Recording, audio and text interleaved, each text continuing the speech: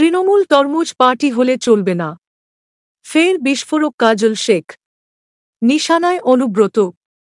পাচার মামলায় জামিন পেয়ে গত বছরই বীরভূমে ফিরেছেন অনুব্রত মণ্ডল। এরপর থেকেই শিরোনামে রয়েছে সেখানকার রাজনৈতিক সমীকরণ। কাজল শেখের সঙ্গে কেষ্টর দ্বন্দ্বের কথা কারোর অজানা নয়। এবার যেমন ফের একবার সুর চড়ালেন কাজল। তরমুজ কটাক্ষ শোনা গেল তৃণমূল নেতার মুখে।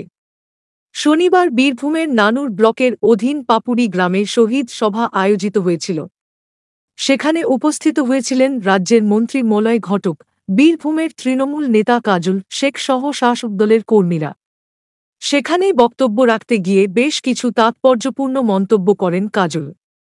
তিনি বলেন, বীরভূম জেলার বুকে তৃণমূল কংগ্রেসের যত নেতা কর্মী রয়েছেন তাদের বলব মমতা বন্দ্যোপাধ্যায়ের পথ অনুসরণ করে চলুন।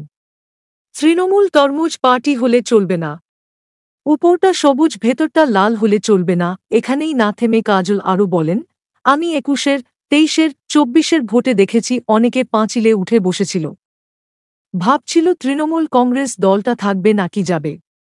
সজাগ থাকুন, সতর্ক থাকুন। যারা পাঁচিলে চেপেছিল তাদের দিকে লক্ষ্য রাখুন। ২৬-এর ভোট এলে তারা ফের পাঁচিলে উঠবে, তবে ভোটের পর পাঁচিলেই রাখব, নামতে দেব না। আমাদের এই সংকল্প নিতে হবে।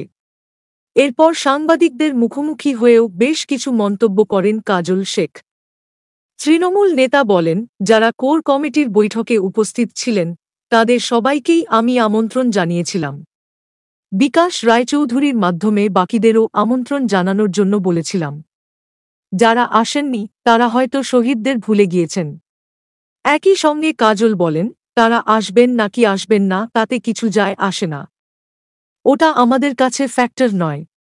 তৃণমূল নেতা সরাসরি কারোর নাম নেননি, তবে ওয়াকিবহাল মহলের অনুমান তিনি আদতে অনুব্রত শিবিরকেই নিশানা করেছেন। উল্লেখ্য, গরু পাচার মামলায় দীর্ঘদিন জেলবন্দী ছিলেন অনুব্রত মণ্ডল। গত বছর পুজোর আগে জামিন পেয়ে বাড়ি ফিরেছেন তিনি। এরপর থেকেই ফের রাজনীতির ময়দানে সক্রিয় হয়ে উঠেছেন। গত কয়েক মাসে একাধিকবার কেষ্ট-কাজল দ্বন্দ্ব শিরোনামে উঠে এসেছে। ২৬-এর ভোটের আগে পরিস্থিতি কোন দিকে মোড় নেয় সেটাই দেখ।